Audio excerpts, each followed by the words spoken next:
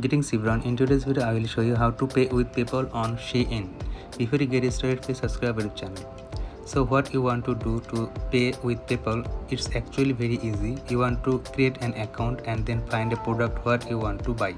So let's just select a t-shirt for now, just to show you how to do that in this video. And add to back size, and it does not really matter. You back, and then when you see we accept PayPal, credit cards and some other payment method like bank content.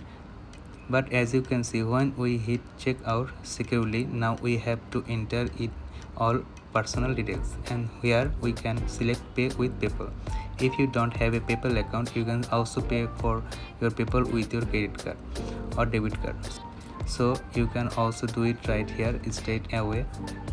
But if you want to play with PayPal right here, then it's definitely possible to do so.